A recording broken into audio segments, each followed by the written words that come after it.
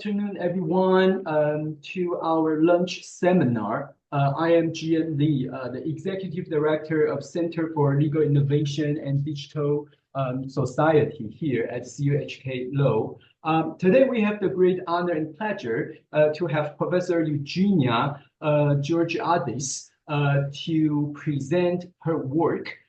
So Eugenia is an associate professor at the University of Southern Queensland. I met her early this year, and I found that she has been doing a number of fascinating projects. So that's why I'm happy that she accepted our invitation to share one of her works in progress that is about data dilemma, the protection of personal information in immersive digital worlds. And as you can see from our poster as well as seminar information, Eugenia is an expert in intellectual property law as well as law and digital technology, broadly defined. So she wrote about a number of very interesting issues, privacy issues in metaverse or censoring technology like satellite imagery. So all great work. Without further ado, please join me in welcoming Eugenia. And Eugenia, the floor is now yours.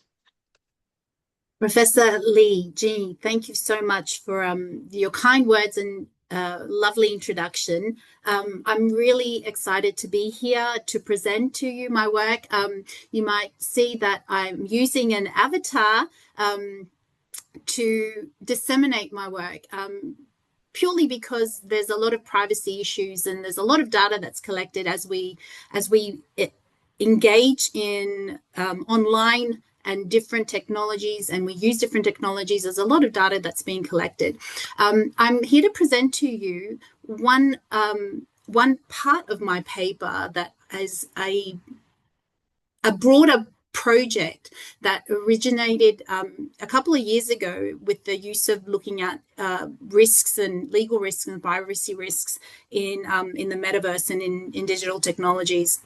So that project has finished, but since then my work has primarily focused in immersive technologies, the wearables, and the data that's collected from the use of and engaging in these technologies. So the data dilemma is an issue that we have to consider whenever we're engaging in any kind of online interaction. So this paper is in progress, but it's largely based on a paper that's already published.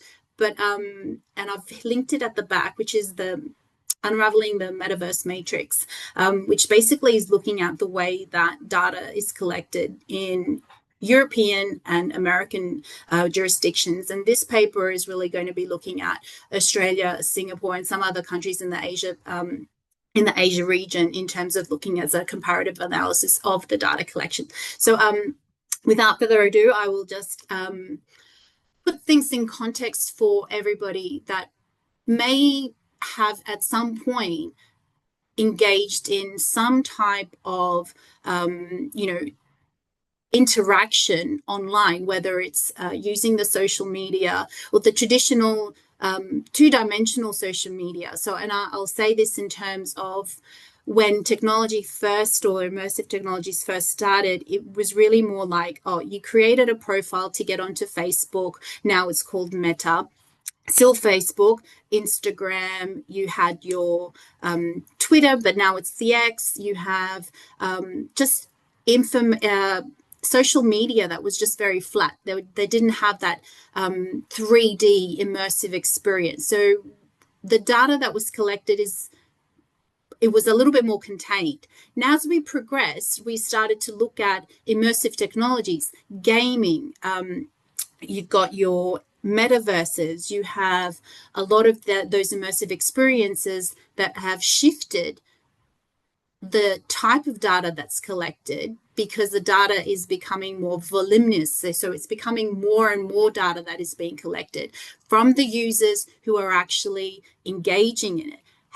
With the technology, though, and you can see we've got a metaverse, which is like an immersive immersive environment. We have the video games, which in itself can actually be considered an immersive or an augmented reality type of environment, because it requires you to wear headgear or have the keyboard controllers. And then you have platforms that allow you to have a digital twin or create a digital twin that is an online version of yourself. And this one's really become more prominent with the use of the AI assistants. So I'm not sure if any of you are actually using this type of technology, but influencers, so people that have TikTok profiles and they become really influencers, they may use an AI assisted or an AI assistant to respond on their behalf or to generate their responses. And those responses rely upon the user providing that information, such as image, face. They can generate the information on their behalf, which basically means that they'll become a digital twin. And then you have your wearables, your wearable technologies, which I'm not sure if everybody has seen this sort of marketing, but the Ray-Ban Meta glasses, has everybody seen those? There's a lot of advertisement on YouTube. If you're on YouTube or if you're looking at the ads online, the Ray-Bans, now the smart glasses or the Meta glasses, they've gained more and more popularity and more traction. So the use of the celebrities to promote them as something fun. So, and I don't want to get caught up on that because that's a completely different paper, but the metaverse headgear, the technology that's using that you need to engage, and the wearables are very, very, they have the same issues, but with different ramifications. So what does this actually have? What's the common theme here? The theme is that there's a constant collection of data from people that use it and data from people that don't use the technologies, that are not part of the platforms. And that's the data dilemma. That's basically where we're coming to with this. The data collection that is collected from people that know that they're giving that data, but from people that don't know that their data is being collected. So as we become more engaged and we venture out into the world, you might see the CCTV cameras, you might see, home security cameras where you can walk on the street, but they can basically alert people that are in their homes to who's coming on their property, and they can do that facial recognition. This data that is being collected, the people that are walking on the street, we'll call them bystanders. The bystanders don't know that their data is being collected as they're going about their daily business. So they don't necessarily give any consent. They don't actually know what is being collected about them. But at the same time, there's a whole host of data that is collected without somebody's knowledge. So I moved a little bit faster than what my slides are, but this is going to give you a visual in terms of what the conflict is. The conflict is really about the data collection. It's looking at the amount of data that a platform needs to actually collect in order to make the immersive experience to be an authentic one. It's looking at the way that the interests of privacy or the user's privacy can be balanced with the realistic experiences that the platform will actually need to collect in order to be able to give an authentic experience. The hardware dilemma is more like the hardware that is used to make everything operational, right? So you need the equipment in order to be able to have that immersive experience. Without the equipment, you can't really have that immersive experience. It's the gateway. It's the facilitator in order for you to be able to have that experience. And I'll give an example because this is, as I mentioned, this is the first time I'm using an avatar. But one of the interesting things that I've noticed is that with let's just say use the Zoom, if you put your hand in front of your camera, your avatar won't move. It won't move. And you, like, I've got one here now, and you might be able to see my mouth moving.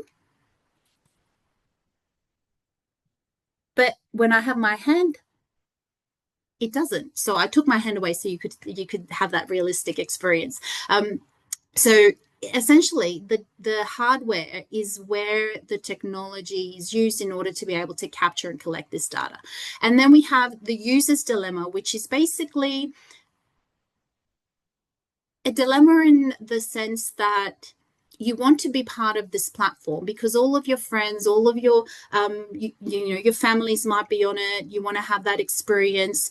So you sign up and you engage and you create a profile. Well, most of us will have a profile already created.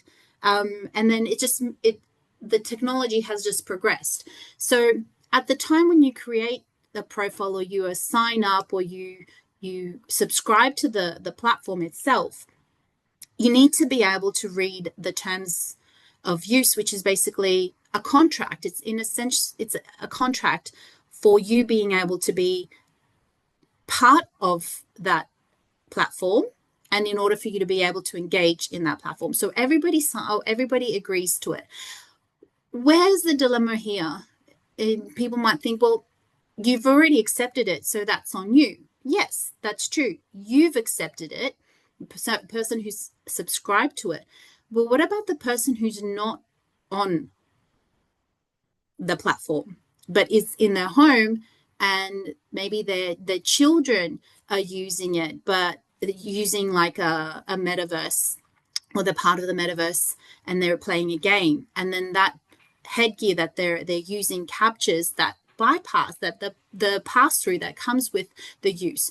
So the parents, you might think they don't have as an account to subscribe, so they haven't actually agreed to their data that's being used.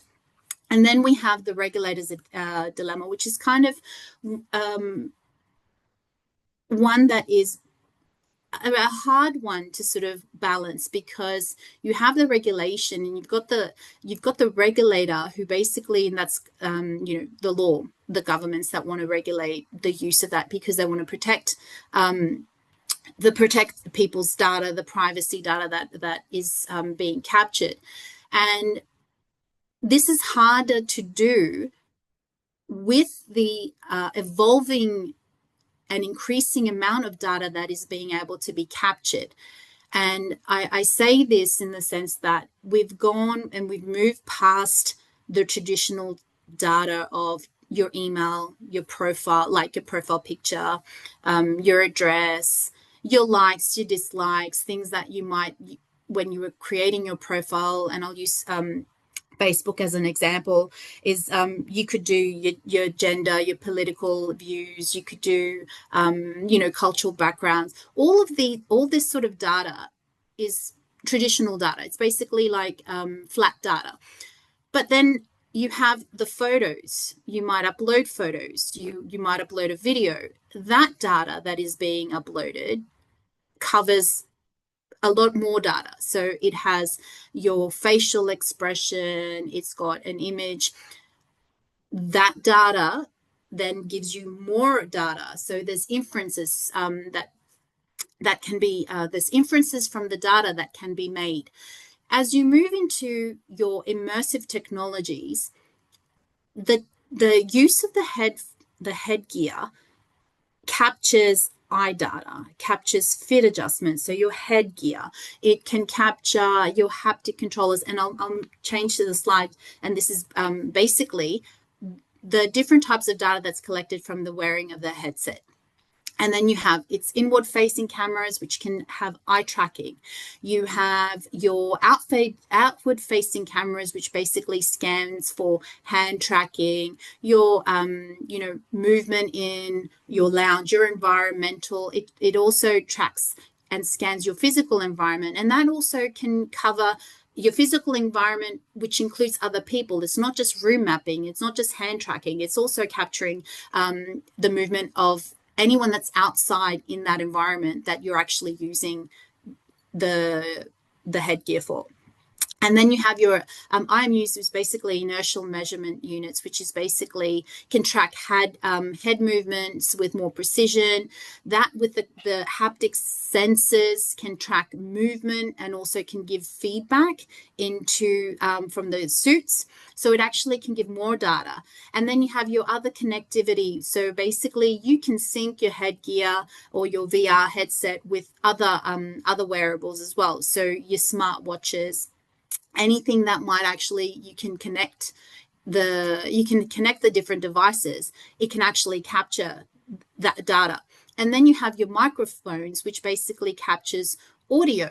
And when you think about a voice, you can think of a voice can give certain tones. So it can capture if someone's happy, or if someone's distressed, or if someone is feeling a bit sad. All this type of data that is being captured, there's inferences about that data that can go to the people or the parties that have access to this data. So it's not just the use and the enjoyment of the data, it's also capturing data that is physiological, behavioral, psychological, emotional. And that's something that I'm going to lead into here. So this data is basically captured just from the use of the technology, but also from the physical action of using the technology. So if we think back to the VR headset, you can see that the VR headset gives voice, and it can basically capture voice. It can capture your facial screening, facial mapping. It can also look at your eye, your retina. It can look at whether you're happy or if your pupils are dilated, eye tracking, voice analysis. And that all comes from your user profile, the person who's actually got the profile. But, and I say this with a but, when you read the terms of service of an immersive platform, some of those terms of service actually can also obtain the data of anybody that tries on the headset. So you think about if you have children, or if you've got friends, or you've got cousins and you're a gamer, and you bought a new headgear, you bought a VR headset, and somebody says to you, "I'll try it," try to see what it's like. From the virtue of you trying it, that headset has also captured your data. And you have just used it. It's not that you're part of the platform. The VR headset doesn't belong to you, but the platform, the headset, doesn't know that that's your data that you haven't agreed to. So the terms of service basically say that anyone that tries on the headset basically consents. So this is where we get a little bit more complicated, because a non-user who simply tries it doesn't necessarily know what they're agreeing to. They've just tried it.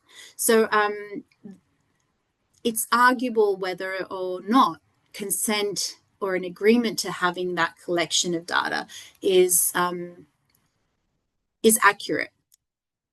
So what does this actually mean? Well, if I can categorize the data, it can basically, there are three types of data. Well, one type of data that can be categorized into three different headings.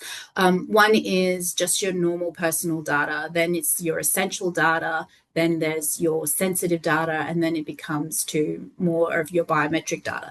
So your biometric data falls under sensitive data, and that is facial geometry, voice prints, iris patterns, unique antigenal identifiers. So it's anything that's biometric. Then your behavioral data is your data that basically gives information about your movement, your gait, how far you can, how long you gaze, what your walk pattern will be. Then your physiological data is basically, that can also fall under health data. I do want to flag that, is that your physiological data can also fall under health data. And there's inferred data, which basically is the data that the information that can be inferred from the data that you have collected. And that is something that is a little bit concerning, because we don't have access to that inferred data. So we don't know what the data is about us. So for example, if you're playing a game and it might be one of those really action type games, your heart rate might go up a little bit. You might be a little bit stressed. So that information that is being collected by you can then infer that you might have heart issues. You might have some kind of a health ailment that you don't even know that you have, but it can infer that. And that's something that is could be a potential issue, because we don't know what that data that is being collected about us, where it's going, who is it going to, and how is it being used. These are all unknowns. I don't have the answers for these. This is something that is basically, it's a game that we've got to wait it out. We've got to wait and see what's going to happen, because it's fairly new. And there's a new, even more, I don't want to go a little bit too far, but there's also another class of data, which is neurological data. And that is something that's being currently worked on, but in specific industries, but it's not really being talked about in the ordinary use of when we're interacting with online platforms. So that data that is inferred can actually have potential consequences for the neurological data. It's the next breed of data. And this is where we get to how is that data collected. So you've got before we go anywhere, you've got to have the data that is collected from your terms of service to start with. So before you can even get onto the headgear and getting into the game or getting into the metaverse or into that immersive background, you have to have a profile. You've got to sign up. And that's something that's my next slide's going to sort of talk about. But then you've got your stage where you sign up and create the profile. And then you have the stage where the data is actually physically being collected, in terms of the physical data of you using them is being collected. And that is through you putting the headgear on, the VR headset on. And in that, you have your fit adjustment, your onboarding, basically scans everything. It reads your natural interaction and your facial expression, and it looks at how you're engaging in the actual immersive in the immersive environment, where you're going, what you're doing, who you're talking to, how you're using it, every gesture, every movement, every movement that you're actually doing is basically being traced and tracked, and it's being collected. And it's actually collected from the unboxing and putting it on, as well as from the creation of the profile, because you've got to connect it to the platform. So you've got to connect everything. So then you've got this issue of how powerful is your data, that the data that you know that you're giving, and then the data that is inferred from the use of you using the headgear, of you interacting. And there's commercial consequences in that, because when you're looking at the platform and you're looking at the terms of service, you have terms of service that basically will say, you give us the permission to collect your data, collect all this type of data from you having the fit adjustment, from you using the natural expressions to give you and create an authentic experience. So there's a number of clauses that are contained in the terms of service that people don't actually read. In the paper that I've got at the end, it actually gives you a much more detailed broken down with the clauses and what the consequences are. So I won't go into it in too much detail, because I think I might be running out of time, but I'll give the abridged version, and that is that you agree that the data that is collected by you is also going to be shared with the third parties that are affiliated with the platform. Now, within the platform, and within using an immersive experience and environment, you can have different advertisers and different stakeholders that can actually, approach you or send you ads or send you clicks to services, apps to be able to use to make your experience a little bit more authentic. You can accept those, and even if you don't accept them, the fact that they may be shared, the platform has a clause that allows them to share that data with any of their affiliates. Obviously, that will also depend on some of your privacy settings, but for the most part, that is a clause, that's a general clause that they have, all terms of service will actually have, because they will have third-party affiliates, advertised marketing, to give you more of an authentic experience, but also to enable you to access some of the products that might actually help make your experience a little bit more interesting. So in terms of the commercial consequences, you can be targeted with ads or advertisers because of your movements. Maybe you spent too much time in one of the online shops or in an immersive shop, and you now might have advertisers that are selling those types of goods or those types of services send you emails or send you ads or show you ads so you can click on them. And that might also be in terms of mood. I'm not sure if anyone's actually, after you've gone on a social media or you're part of it, and you go on to say Google or Bing or whatever the browser that you're using, but you might see ads on something that you've clicked on, but ads, that happens to me all the time. If I've looked at for something, let's just say shoes, I'll then have ads. I'll be bombarded with ads when I'm trying to browse on the internet.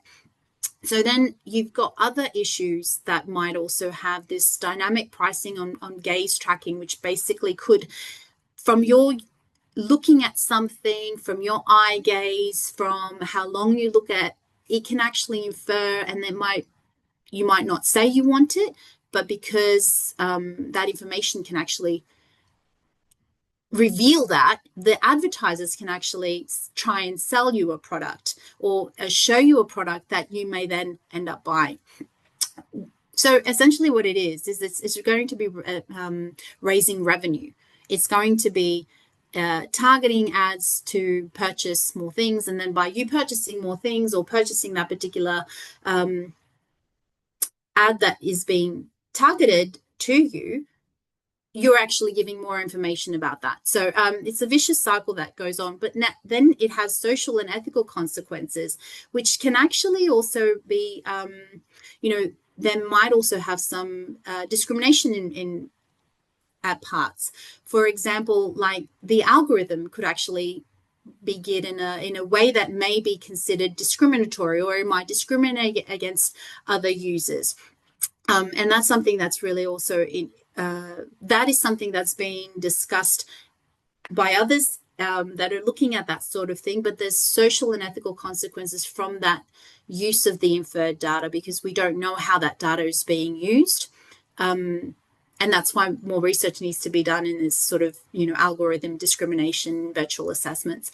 And then we have the health inferences, which basically come from the use of certain types of data. Like if anyone's got a smartwatch or the Fitbits, I don't know if they're called Fitbits anymore, but there's the Fitbits, you've got the smartwatches, you've got any type of watch that can actually record, even an iPhone or any phone can actually record, how fast you walk, what's the length of your stride. It can also record what your walking asymmetry is, what your heart rate is, all these types of data that's basically collected just from simple and subtle physical activity can actually tell a lot about somebody's health.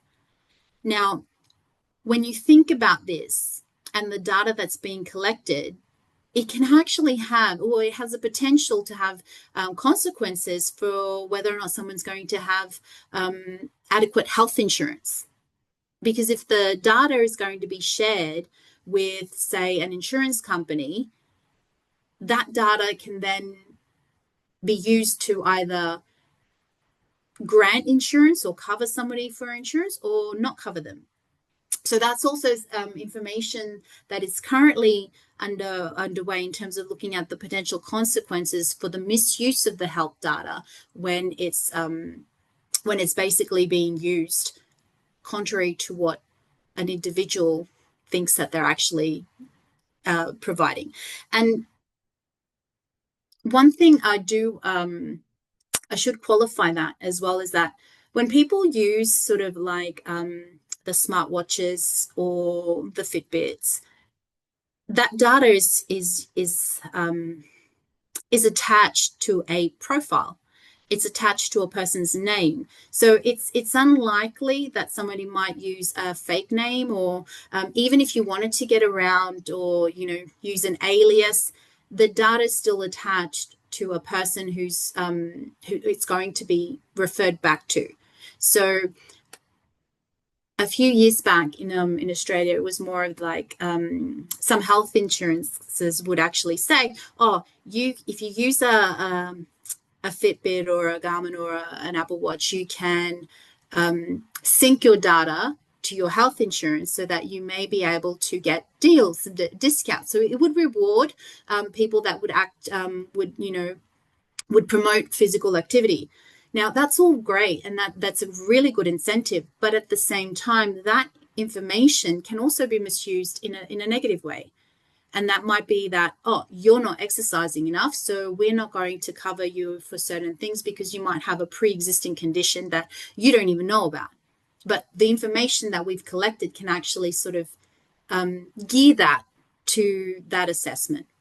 So it basically it's this data that is generated about you, but it's not by you doing it. It's by your use of that data that they're actually collecting that. So you can't necessarily ask for accuracy. You can't really get the information on how fast your eye track. It doesn't give you that data. That what is collected about you is that you are giving consent to the use of the eye tracking, the fit adjustment, the headgear, the haptic controllers, but it doesn't give you the information that it collects about you. So it doesn't give you the really specific details on what that data can say. And then we come into this particular issue of the bystander problem. And I mentioned this earlier, and that is the data that's collected for a lot of people who don't even know that data is being collected. So there's a lot of us, and the visual here is it's using the smart glasses, because that's also one of a very concerning issue that's arising, and that is that with the headgear or the VR headset is in a contained environment. So it may not necessarily be capturing a lot of bystander pass-through, but it might be contained in either a workplace, if it's used for workplace, it has people who are there, or if it's in family, which is mainly in a domestic use, that you've got children or you've got gamers that are going to be using the technology. So the pass-through may not be to the same extent as what a smart glasses would be, but it still has the same things. And the thing is that the people that are captured through pass-through haven't agreed to the terms of service that enables that data to be collected. So there's an issue here. And the issue is that how do you know that your data is being collected if no one tells you? There's no warning label on the headgear. There's nothing to alert somebody who's wearing the headgear to sort of say to somebody who's not wearing the headgear or is just in the bystander that they're being captured. So from a technical point of view, you might say, oh, but there's a light. The light is on. Now, the light could be on, but someone who's not a gamer, somebody who doesn't know how the technology works, might actually just think that that light is just it being on. It's operational. It's not to say it's being recording. It's not to say, oh, you're being recorded, so your image is being captured, your audio is being captured, your conversation's being captured. And that's when it's not necessarily a public surveillance. So that's when we come into the legal area, because it's not in a public place. I just want to make sure that this is different to the smart glasses. The smart glasses are a public surveillance, but we'll talk about that a little bit later as well. But in the VRs and the immersive environment, this is a bit of a legal gray area because it's not public. Therefore, it may not necessarily have the same protection under the law, because it would fall under what traditionally the data that is traditionally captured, which is the social domestic purposes. So it's people that are using it in the social domestic purpose. So that data is a little bit unprotected, with exceptions. And then the core question is that if the headsets or if the devices are being designed in a way where it's not necessarily in building and safeguarding bystander pass-through, then who's going to have the responsibility? Like who does the responsibility fall upon? Is it the user? But the user doesn't know. The user doesn't know what is information because they haven't read it. And we can say, well, if you subscribe to the terms of use, you agree to it. But what about the manufacturer, the person who's manufacturing this, who's creating this, the innovators? How are the bystanders going to be protected? And that basically comes to the issue, and this is a black hole, is that it's very difficult to protect bystanders. And this is one of the things that is really highlighted, illustrated with the pre-immersive technology and the post-immersive technology. So we didn't have these questions, say, 5 or 10 years ago, because it wasn't one of those things. Although someone could argue that if you're captured in a video or if you're captured in a photo, just by virtue of the background, you could be a bystander. And yes, you could be a bystander, but the misuse of that image wasn't as great as what the misuse of that image or that of basically being captured in a recording as what it is now. And that's what the data's being collected, and it's basically it could profile, but that's a different issue altogether. So now we come to how there are some players in terms of how data is protected, and I've used the US and the EU as a main point, but also I've thrown in a little bit of Australia as well, because the next paper is looking at some of the selected countries in Asia Pacific, Singapore, Australia, and doing a comparison with some of the US. But the EU have always had traditionally a stronger level of data protection. It's inbuilt in the legislation. Historically, it's always been protected at a higher level than some of the other countries. United States has more of a consumer rights model, and I'm going to look at the CCPA, and that is the California Data Protection Act, and that's also, it has been updated to sort of bring it on par as to the EU, the GDPR, but there's still certain issues that are outstanding. Other states in the United States, because it's a state-by-state approach, it's fragmented. Every state has its own ability to legislate for a specific area.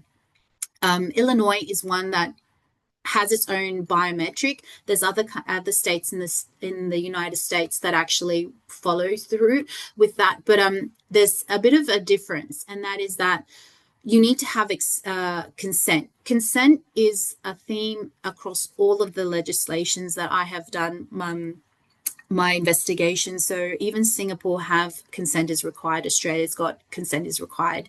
EU, America, generally consent is a must. The European, the GDPR also include, there's a mechanism which is basically the right to be forgotten, but it's Article 17, the right to erasure of the data. That's an article which is basically not a preventative. It doesn't prevent the use of the data. It just gives the user, this data subject, the ability to ask for that data to be removed or deleted. But it's not a free for all. You have to meet certain conditions for that.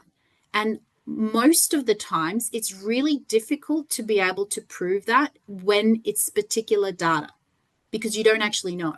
So they do have stricter biometric data protections because they do have the sensitive data as well. And the US and the CCPA, California, are actually moving towards having more stricter biometric data. Illinois, from my research, seems to be the one that's kind of a leader, if I can say, a leader in protecting data, because it's also taken what was then Facebook, now Meta, to court, and it's awarded really high damages for the use of facial recognition as part of the earlier technology. They had to stop that, but now they've reinforced that with they're looking at reintroducing the use of facial recognition as part of their the platform to combat the use of celebrities or the images of the celebrities being used for deep fake advertisements and so forth. So that's something that's happening, or it's coming again, but we don't know how it's going to play out. But we have two different regimes and different approaches to the protection of the data. And that also, while they have the differences and there's two different regimes, the US seems to bring itself more in alignment with some of the European legislation, like the GDPR. It's creating a bit of a stronger consumer rights model. And then, if I could sort of say, Australia, who is a little bit slower to move than all the other countries, but having said that, we've recently had our legislation reformed to include a right to be forgotten. However, it's only new. It hasn't had the applicability in practice or to work out the consequences of somebody actually going to or taking a business or taking a business to court to have the data removed. We don't know what it's actually going to look at. We have consent, and they've been strengthened a little bit, but the consent's a little bit of an issue here because it's got to be unambiguous, right? And the thing is that whenever you tick or you accept the terms of service, you are providing consent, and it's not ambiguous. So it's kind of like you've explicitly gone in to test and accept it. So we have federal privacy legislation. We have there's some gaps in the legislation from an Australian point of view, because the bystander problem is not sort of inbuilt in the privacy legislation. It's about somebody who's having or who consents to their data. The EU allows, there's specific provisions that allow for the use of the data subject where they haven't given consent. So it actually is incorporated in the legislation. So even if you haven't given the consent, but the data has been collected about you, the party or the entity that collects the data has to tell you that they've collected data about you and either give you the ability to have consent or have that data removed.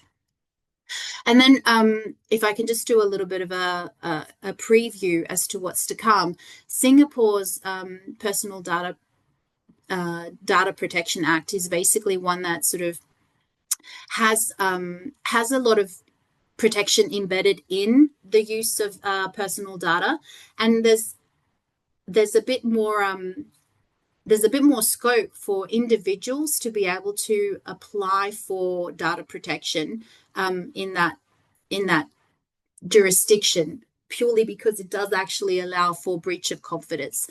It allows for other areas of law within the legislation, but as I said, that's going to be for another paper.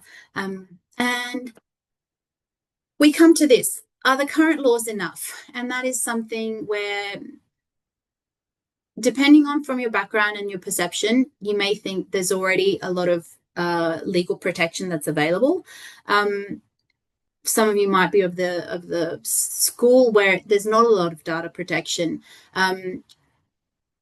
It could be that the bystander problem is nowhere near being able to be solved at this particular point, because the legislation, in my view, hasn't actually considered it in great detail. It doesn't account for it. In the legislation, if I look at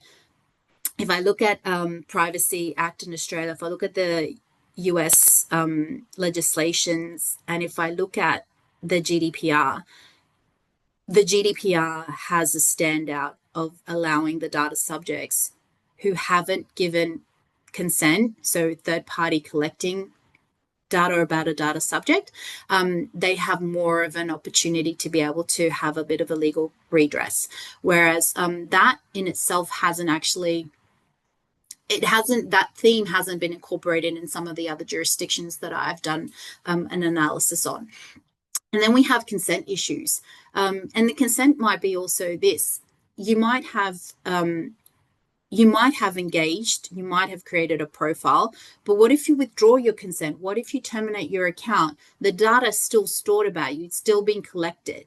The network might say, we will erase your data, but essentially that data can still be somewhere floating around, especially if someone's created a video of you while you're in the immersive your immersive experience, while you've been engaging in that, while somebody's put on the headsets. And there's some portability. You can data port. Well, the platforms allow you to port your data, and that's fine.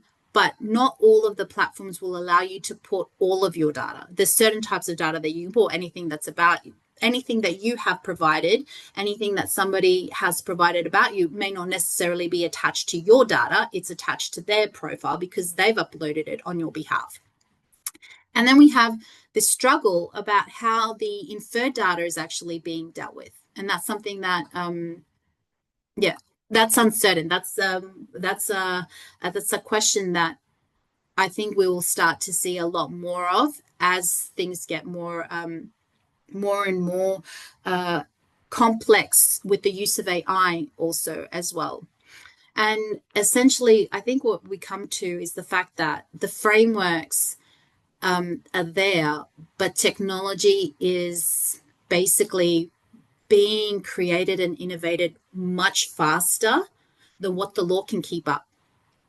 And in terms of law, I say this to a lot of my first semester students, is that the law is slow because it takes time for us to legislate. We've got to think about certain things. So technology, the innovation happens so much faster than what the law is actually being able to do. So the minute that you do like law reform, that might be okay. This is something for this particular issue and we can solve it. But then technology can create a new issue because it's something new that's coming up, like looking at, AI, artificial intelligence, the use of AI, the use of Gen AI for creativity. And there's a lot of this sort of, there's a bit of an overlap in terms of privacy and then copyright, but I won't go into it too much. And then we mentioned this in terms of like, what's the future? What's the future holding? Well, no one really knows, but there's a lot of technology and IT scholars that have looked at privacy by design. It's looking at, embedding that. There's there's a 7 privacy by design principles that was done by Canadian Privacy Information Commissioner, which I'll talk a little bit, but there's talk of privacy by design at the innovation level. And I think one of the things that really strikes me as a non-IT, non-tech person is that when technology is manufactured and where it's created, the lawyers are not part of that discussion. We're not considered to give input. Privacy may not have the same context in law as it does in technology. And I think that's where there's a bit of an overlap there. No, not overlap, a bit of confusion, because privacy by design might have, you can have it the button on, it means it's operational. Anybody else that's using it should be able, or part of it should be able to tell that they're being recorded. But that's not the same context as an ordinary person who's never seen the technology. I'll give an example. Someone who might be elderly in, say, pre-technology, all this innovation's happening, may not know that when they're out on the street, the Ray-Ban Meta is recording them. You could be at a barbecue and not know that someone's recording them. You could be at the doctor's and not know that someone's actually recording you, because the glasses are not just for sunglasses. They're actually visual glasses as well. Like, you can use them to read computer screen. You might have seen the movies, Chris Pratt and Chris Hemsworth advertising them when at the museum. So it's actually, it can actually raise problems, because there's nothing to say that there's recording. So you don't really know, how is privacy by design incorporated in that technology, when it's only really about the user who's going to buy these glasses, that is going to have to educate themselves about what the technology is. I'm pretty sure that because of the marketing and everything is so much fun and it's really cool and it's really interesting, no one reads the terms of service. No one reads the long, lengthy terms of service that people have to read in order to be able to understand. And this is when we also have these the approach by privacy by design may not necessarily mean what we as lawyer, well, what I as a lawyer and a legal scholar will consider privacy by design to me. And that might be that, it could be that the technology is going to be very expensive if you're going to be able to inbuilt, say, scrambling of, the objects. Or it could actually rely on the user to say, I've got these glasses on, I'm recording. So the user must have the controls, but the controls are not necessarily available because they haven't been designed. They haven't been incorporated in the design. And then we have these 7 privacy principles, but they're also incorporated in the GDPR. So Article 25 actually has privacy by design embedded in the legislation, the GDPR, which is, I found it really interesting because in terms of like the way that the technology is basically being innovated and it's being rolled out, it's interesting to see how the European users will look at the smart glasses or the wearables. But basically it's that it's got to be proactive, not reactive. It's got to have the privacy in the forefront. It's a core feature. It's not an add-on. And then it's by default.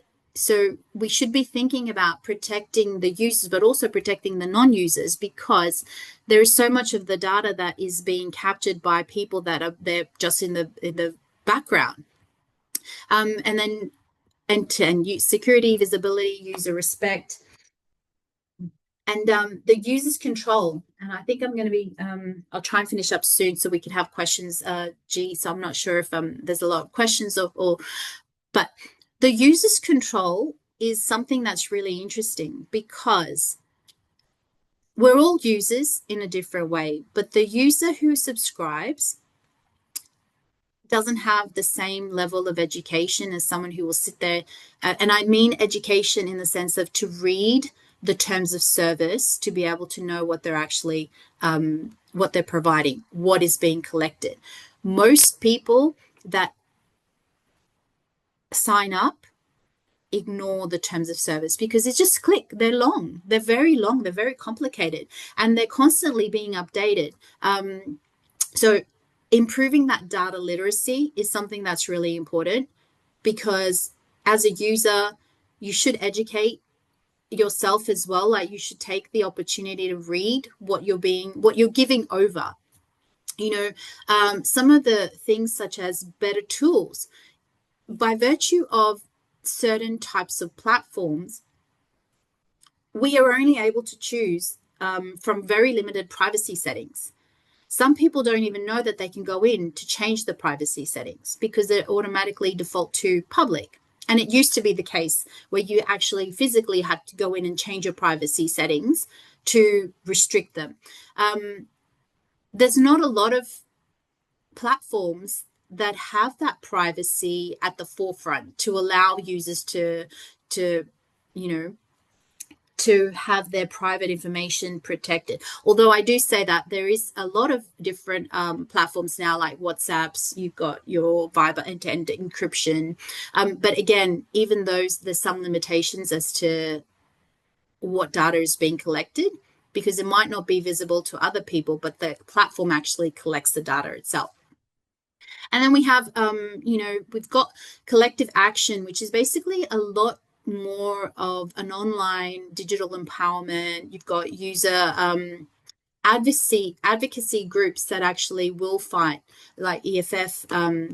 You've got EFA Australia. You've got a lot of privacy activists and online digital rights platforms that are all over in different regions that will attempt and will advocate for privacy of users. And the thing is, one of the things I do want to stress is that a user is not just the individual ordinary person or child or teenager. It's also businesses, and businesses as end users have different rights. They have more rights because they have more of a bargaining power. So they might be able to negotiate different terms or commercial terms, which might be different. But individuals as an ordinary person, we have become more passive in that, there's nothing we can do about it. But our data is holding us at ransom, because you've got so much data on, say, Facebook or Instagram or TikTok or whatever the platform is. To remove that data will take you days, maybe, a lot of time to like transfer and delete it. So your data's holding you as a kind of as a ransom, because to remove it will cost you more time, but we let it go. Like, if they change the terms of service, we'll just go, there's nothing much we can do. We just click. We don't even click. We just sign back in, because by signing back in and using it, we basically give consent that we agree with the updated terms of service. So that's something, when the terms of service platform updates terms of service, they might just send a little pop-up to say our terms of service have changed, you need to read them, or your continued use of this platform or this service signifies your consent. And then, so the conclusion, the data dilemma is real. We have the immersive technology, we have immersive technology, we have everything that falls part of the immersive technology, and also AI software that's basically going to conflict with privacy rights and users' rights as well. And then we have things that are embedded or at the creation and innovation. So if they're built in the hardware, if they're built in a business model, privacy by design might actually be able to reduce some of the risks that are currently, that are prominent. And then we have the regulation lags, which is basically something that we do have current laws. I do want to stress that we have them. They may be sufficient, or they may be necessary, but they're not as sufficient, because the data that's collected by the bystander data falls outside a lot of the legislations.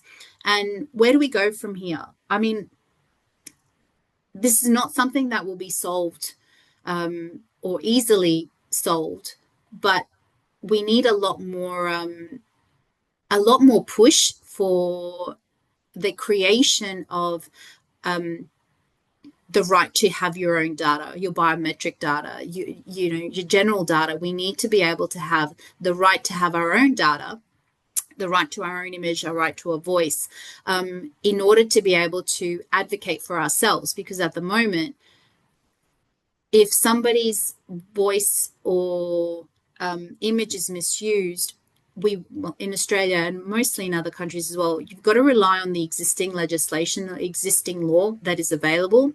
And in some jurisdictions, the laws are not the same. So we don't have a right to publicity like they do in the States. So we need to, in Australia, we need to look at a different area of law, common law, to be able to pursue a problem, or to pursue an avenue. And that makes it really difficult, because to go to court is very expensive. To try and pursue an action is very expensive, but it's also, there's steps and there's criteria that may not be met because of the circumstances in which the data is being used, or in the context in which it's being used. So essentially, you know, if we want to think about having an immersive or an augmented reality or a metaverse, there's a whole host of philosophical, socio-legal issues that need to be considered in order for it to be innovative, engaging, safe. Because, yeah. And that's me. I should say that images and visuals, in terms of the visuals, were generated by Gamma. So that was my use of technology, even though I'm not an advocate of a lot of uses of technology. Right, that's great. Thank you, Eugenia. So we've obtained a number of questions from our audience. Let's see if we have enough time for you to respond to all of the questions. The first one, let me read this. Thank you, Dr. Georgiades, for the wonderful sharing. So my question is more about industrial practice. You mentioned in the beginning that Zoom doesn't mirror your hand gesture. And do you think it's possible that Zoom intentionally disable that function because of privacy concerns? And so far, have you seen any industrial norms, practice, or consensus on the protection of privacy? As you mentioned, the perspective from regulator as well as the users. So I'm really interested in knowing more about the real practice by different platforms. So are there any convergence or divergence among the practice by different platforms, metaverse platforms or video game platforms, etc.? Okay, thank you for the question. That's a very good one. So at the moment, currently looking at the different types of platforms. So I'm currently doing an analysis of, say, a gaming like Roblox, Minecraft, and doing a comparison with the terms of service with the metaverse. Zoom, I've looked at the terms of service, and I don't want to say anything because we're being recorded as well. So and it's going to be available as well. But there are some platforms that they all have the same, I just want to be very upfront, they all have the same level of privacy protection, and that is that it is not so, in my view, it's not so much geared in protecting the individual privacy. It's more of the fact that they will by default have to take that. They have to accept and apply that to everyone. So even though I have down, you can see that I had to accept the use of my face being scanned in order to be able to provide my avatar to have the facial features to move. Again, it doesn't have the same reality or the same sort of visual as a human avatar as some of the other types of platforms. For example, in the metaverse, they try and create more of an authentic, I'm not wearing the headgear, it's just a camera. And so they all need to have the same level, or not the same level, but they all need to have access to same features. Whether those features are actually developed at a much more sophisticated in terms of technology is something that I would need to actually sit there and read all of the terms of service in order to be able to say, what is the data, what is the technology? But if you are interested at all, like you, just for fun, you could actually open Zoom's terms of service and look at the kind of data that's being captured. There were some recent sort of news stories in Australia with the use of Teams, that Teams was recording and collecting people's face in high school. So they were being recorded and taking features of the facial imaging while they were doing their Teams, but it wasn't being recorded. So there's different types. Like, you'd have to read the terms of service because they have the same themes, but not to the same level of detail. They're not all identical. Like, the terms of service won't be identical. What they will have is they will have the same, a similar clause that will enable them to do something that the other platform will be able to do. So if they use VR headsets, they'll have similar VR headset data collection as, say, as Meta. But as I said, I'm currently still, I'm working on a number of projects, but the gaming platforms and looking at what is being collected and comparing that to, say, a Meta Horizons platform, because gaming also collects children's data as well, is something that I'm currently I'm looking at. And what I have found is that they have similar themes. So they all have the same theme, but the actual content and the level and the degree of data collection might vary. I see. So we have two questions about data collection for bystanders. Since our audience is not very comfortable with that kind of practice, so I will put them together. So probably you can respond because they are pretty relevant. Okay. First is from Eugenia at University of Melbourne. So the question is more from a contract law perspective. So if someone who doesn't agree with the terms of service, or who even is not aware of the existence of such terms of service, so how can be subject to the terms? So this is something really fundamental in contract law. This is the first one. And the second one is also about data collection for bystander. But I think this one is more relevant to privacy by design. Okay. So a lady asked that Dr. Georgiades, so for bystander data collection, can we just put that in technology design? If anyone that is not subject to the terms of service, so which means that he or she has never agreed with that. So the technology should be able to detect that absence of agreement, and then so the technology should eliminate the possibility of collecting that kind of data? Is that possible technically? That's a really good question. So I'll answer that one too. And I really love the idea that was suggested. And the question that I have is this. I'm not, I have no technology background. I have a collaborator that does, and I'm going to ask that question, but I think I know what he'll say anyway. But in order for the technology to be able to sort of identify that someone's not part of the terms of service or they haven't never agreed to the terms of service, they would still need to have your data. So essentially what's happening is you're collecting the data, like you might have to, you know, it can scan your image. You might be able to have, you know, facial recognition image in it and then say, oh, this person's never been on there, but it's still collecting your data by scanning. Does that make sense?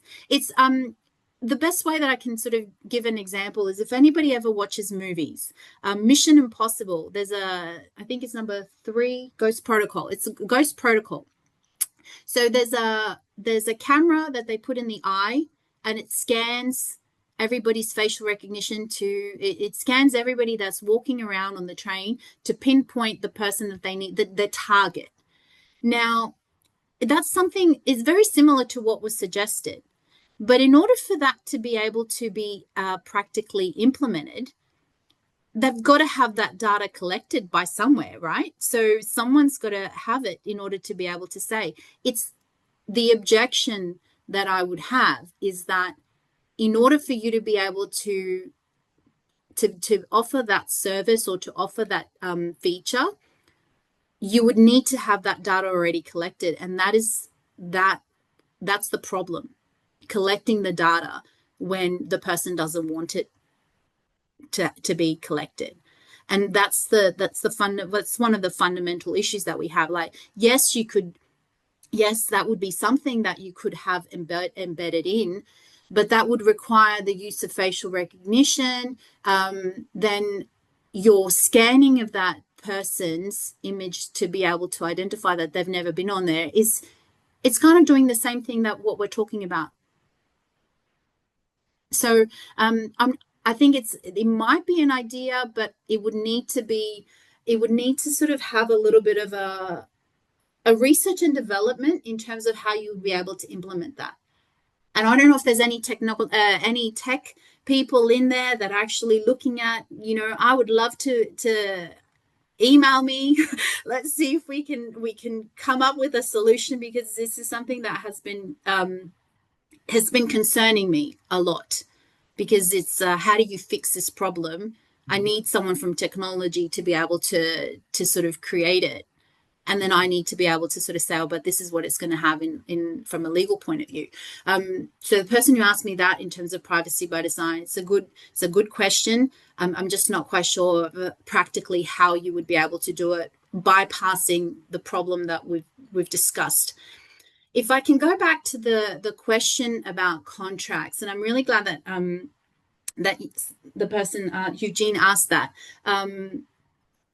If I can just clarify my understanding in relation to what the question was, G. The question was that the contract is going to regulate the use of that data or the collection of that data. How people who haven't agreed to it be held to that data. Is that the question? Like, how can they give consent if they don't know? That's the question. And that's an important question. And that is something that hasn't easily been resolved. But I'll tell you what happens with my investigations on, say, one of the platforms like Metaverse. If you click on the terms of service and you go through all of the terms of service, there's a part which basically there's a clause and a number of clauses that says if you're not on Facebook or if you're not part of our platforms, but you go onto the platform, for example, you might click on someone's profile, you might click on a Meta, Instagram, or something, they will collect certain data about you. They will collect a lot of information. That's how they collect it. I'm not saying that that's actually legal, but the fact that they say that, put that in their terms of service, to say that we will collect any data or certain types of data from anyone that is uses or goes onto our products. We will collect certain information. In terms of the practical side of when someone's got a VR headset and like there's just two friends and they say, oh, do you want to try it? It could be argued that the person who says, yes, I'll try it, is basically giving consent at that particular point, although it would be questionable what kind of consent it's being given, because they wouldn't know what they're agreeing to give by virtue of putting the headset on. The bystander, who is basically not even trying the headset, but is just there by virtue of the background, they're not giving consent at all. They don't know. That would be my argument. That would be my perception, is that they wouldn't know, especially if they don't know that the light is signaling that they are being recorded. It could be operational. Like, how you've got TV on and it's just got the red lights on or the blue lights on. But then there's an issue with that, is that what happens if the person who's there has a visual impairment, can't see it? They won't know. So there's questions there's a lot of questions that are around surrounding consent and contract in itself as well. It's because the terms of service, it's a contract, so it will be regulated by contract, and it's something that it's not a settled area of law in terms of the bystander problem. I hope that answered the question. Right. I think you did. So the next one, I think this is more about the possible solution. Mm-hmm. So a gentleman asked that, Dr. Georgiades, I'm really interested in knowing about your own position and the proposal to the issues addressed today. You mentioned that in Australia, so this remain to be common law issues. Can you be more specific, other than contract law? So what other fields of common law might involve, such as confidence and the torts? This is just the first part. The second part, you introduce different legal frameworks in EU and in United States, i.e. the opt-in and opt-out system. So if you can decide, so which one would you prefer, or neither of them? Okay. All right. So the first one is in relation to what other areas of law, like common law, might be able to step in and save the day. I think, that's the crux of the question, isn't it? Okay. So it really will depend on the types of misuse, and this is where I don't like having to say it will depend. But essentially, what happens is this. In order for you to be able to apply for a common law, you've got to look at what is the actual context in which the data is being misused. So we have a starting point, and that is it an image that has basically been misused? So someone's uploaded your image or captured your image and uploaded it and then made it into a meme, or has changed it with AI, made it into a deep fake. That the context in which the image and the information that the image is capturing, or the video that's capturing, is what's going to give us an idea as to what area of law we will be able to pursue. For example, in order for you, and I think they mentioned confidence, like breach of confidence. In order for you or as someone in Australia to be able to apply for or pursue an area of law like breach of confidence, the information that is captured needs to fall within the necessary quality of confidence. So it's got to be confidential. It's got to be either of a sensitive or an intimate nature. It's got to be something that is quite, it can't be trivial, or it can't be trivial. So we have to look at what is the context in which that information is captured, what is the information depicting, or what is the image or the video that's depicting. That will guide us as to whether or not we'll be able to apply for confidence. If it's not something that is like of a sexual or intimate nature, or it's not necessarily confidential, we've got to then look at, is it something that might damage reputation? Then we have to look at defamation. So whether defamation might be able to come in. And even that has a certain criteria that you need to go through and look at to see whether or not it would actually be appropriate to pursue defamation. Then we look to see, that's pretty much, we're very limited, a little bit limited in terms of what other areas of law that we would pursue. The other area of law that we may be able to pursue, and that also depends on the context of what's happening, is intellectual property, copyright. So if we've created the image, if we've taken the picture of ourselves and it's a selfie, or it's a video recording of our own, like we've taken it, then we have more, copyright gives us more opportunity to pursue a remedy because we're the creator. Having said that, there's also certain issues that fall within that, because if we have a video that is captured by someone else for us, as a subject, we don't necessarily have a lot of rights to be able to pursue, unless we can try and use some of the common law to fill in the gaps. So there's a bit of there's tension between the law and the different areas of law in terms of what information or what data is being captured or is being misused. So that's the first part. That's the first answer that I can give to that.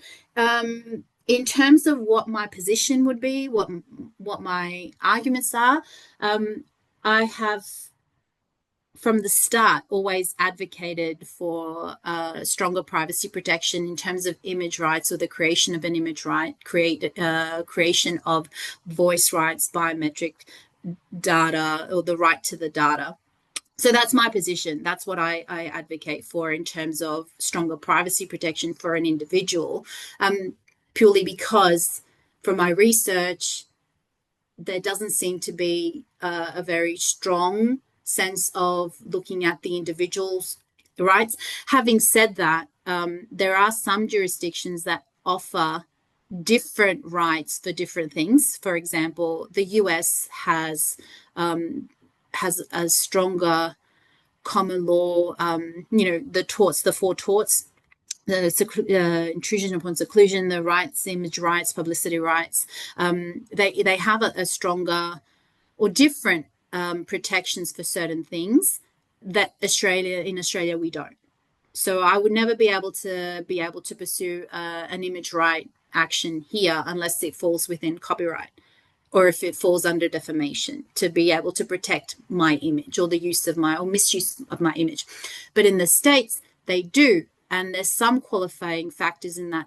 It traditionally used to apply to celebrities who were able to demonstrate a monetary compensation or monetary aspect or commercial use of that misappropriation of their image.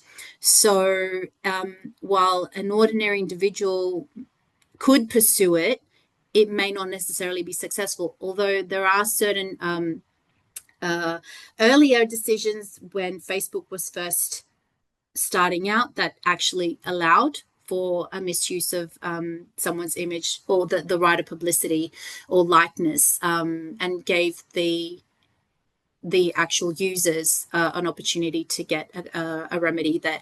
If we come back to the GDPR, I have to say I love the GDPR. I think it's one of although it's not always the best one, but it has more of a stronger position for data protection. I'll give an example. The idea that a data subject who has their data collected by a third party that has the right to be able to pursue and have the removal of their data is something that we don't have in Australia. So this is what gives it that, oh, this is a good thing. Because in the context of what I'm talking about, the data that's being captured, collected, it's being collected by individuals. So that this is the data that I'm really concerned about. But it's also being collected by companies. And there's that tension between what happens if you're wearing the headgear and you want to record someone having, your flatmates having a conversation that's really private or personal about their health, and you think it's funny and you record it, and then you can use that recording and make a meme. That recording is in a social and domestic purpose. So that will fall outside of our traditional legislation, although the reforms in Australia basically could say, and it could be argued that it might fall under a serious invasion of privacy, but those have specific things. Like it's usually within, if someone's in the bathroom, or they're being captured in the bathroom, if they're semi-naked or semi-nude, it doesn't necessarily mean that it could be a personal private conversation. It might not, it doesn't fall within that. So there's some tension in that. Even though there's reform, it doesn't address the collection of data that happens and occurs between individuals. That's I think that's where we're coming to. I think the next step in the reform would be to give the individuals an actual privacy right against other individuals without having to rely on other areas of law to be able to get to pursue an action. That is great. Thank you, Eugenia. So we still have many questions from the audience. Okay. Unfortunately, for the interest of time, because we really need to finish on time, so I'm not able to provide more questions. Okay. But of course, on behalf of our center and faculty, and also from the audience, so I would like to thank you for the great sharing.